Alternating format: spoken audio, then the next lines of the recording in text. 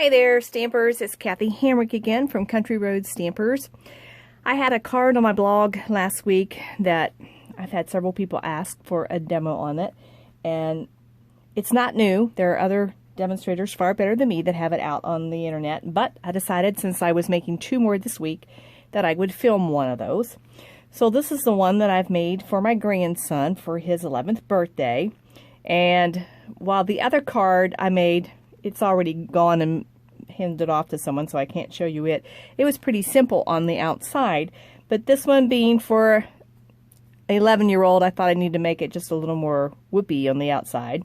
So these are pieces from the paper pumpkin, and I've used one of those little, Stampin' Up! Doesn't carry these, but it's like a little motion block that gives it some swing when you touch it. And then when you open it up, you have all this stuff. These are also paper pumpkin items that have already retired, but I still had them, and I thought that was the perfect thing to add to his birthday card. I know that my boys, when they make cards, it seems like the more they can put on the card, the better it is, so I went quite crazy on this one. So you can peek through, and that's what this is called, a peekaboo card. And there it says, let's celebrate your day, and I've stamped some confetti. Happiest of birthdays to you, and then treat yourself. And today we celebrate wonderful, brilliant, fabulous you. So I'm going to show you real quickly how to make one of these. And they're not hard. They appear to be, but they are really not hard. So you're going to start with a full sheet of 8.5 by 11 cardstock. I really prefer using our regular white cardstock because you're going to add so much weight. I think the thick white, it makes it too heavy. And any of the other cardstock tends to make it rather heavy also. So you'll start by scoring at 4 1/4 right down the middle. Then you're going to rotate it, and you're going to score in 2 3/4 from each end. So you can score here, and then you can flip it around and measure 2 3/4 again, or you can just go 8 1/4. So whichever way makes it the easiest for you to do. So now I've got all my scoring done.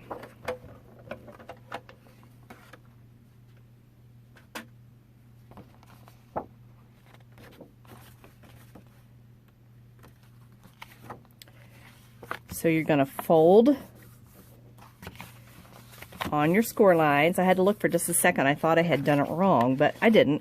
I kept one to the side just in case, so I made sure I had something to fall back on. Now all my bone folders are out in my classroom. I already have set up for a class, so I'm just using my fingers to get a good score line on these. Now you're going to cut, and this is the trickiest thing. You don't want to cut the wrong way. So you want to cut on the short ends on the 8 1/2 inch side, and you're just going to cut right up on that score line. Now you can use your paper cutter. I just had to use what I was sure I wasn't going to really screw up today. This has been a major screw up day on everything I've touched, so I wasn't taking any chances. So now this is what you've got. Now if you just leave it like this, it's okay, but it folds kind of thick. So you can actually go right in here on these little edges and just cut off just a little hair. You don't need a lot. And just go right down in here to the center. You can do it on both of them here. I'm just actually going to do one on each side because that will give me enough space so that I have good clearance. I say this as I evidently can't even cut today. Okay, so that gave me a little space, and that makes it much nicer and folds much flatter. Okay, so now we're going to take, I cheated and I already finished my front. And here's my front. I used Mossy Meadow and Petal Promenade paper, which this is retiring soon. And then I just stamped my greeting, which is from Stitched All Around. That is not retiring. And I stamped that in Mossy Meadow because that coordinated well. So this will go for the front of my card. So it's just a little fancier, but really when you're going to do all this stuff on the inside, you don't have to go crazy on the outside because you've got plenty going on for the inside. Wow. All right, now I've already pre-cut some Designer Series paper, also that Petal Promenade that matches the front And let's see, these pieces are all 2.5 by 4 inches. I prefer using our Tombow glue, especially when I'm using designer series paper, because it gives me some wiggle room to straighten everything up. So it's just my favorite thing to use. And like I said, everything I've done today I've had to do twice to correct it, so I just figured I'd better just completely use this today. As I'm doing this is the day before Easter, and I've been getting food ready for Easter, and oh boy, it's just been a busy week, so it's easy to get distracted when you're doing that. So now we get our third one, and this really is a fun card. Obviously it's not that hard, or I wouldn't have already made 3 in a week's time. Now you take this fourth one and fold it in there. Okay, we've got all that done. Oops, see, I got this one crooked and I didn't catch it till it had kind of set in. Well, that's close enough. Okay, so now to make our peekaboo spot, we're going to use our 1 3/4 inch punch. So you have to think about the greetings that are going to go in there, if they will fit inside that 1 3/4 inch section. So think about that before you punch. I mean, you could punch bigger holes. You could even use the rectangular framelits and do that, although you're going through 2 layers. But if you're using your thin white cardstock and your DSP, you'll be okay.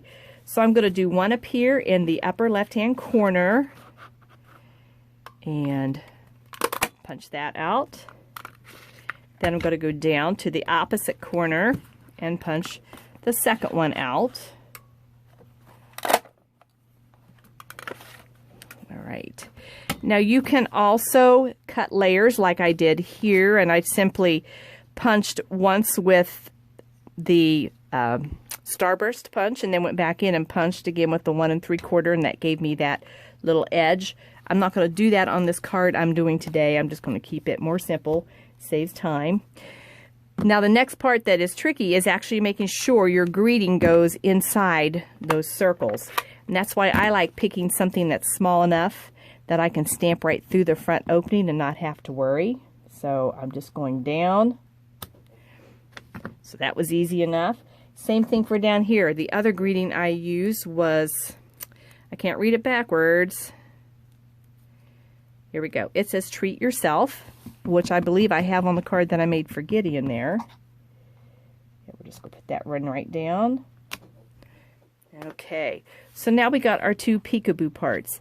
Now as you add the parts here, you just want to make sure that you don't go beyond where that flap is, because then it'll just look kind of dumb with words hanging out there. So just going to make sure I get this right side up. Yes, this is the one that says, today we celebrate wonderful, brilliant, fabulous you. Then that will be covered. And then over here, I'm going to do happiest of birthdays to you. This is a stamp set that is retiring.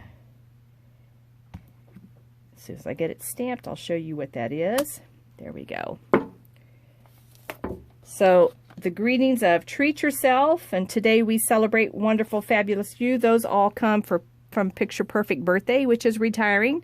And then that cute little one that says, let's celebrate your day, is from Bunch of Blossoms. And these really have cute little greetings in them. The thank you very much, you matter to me, grateful for a friend like you.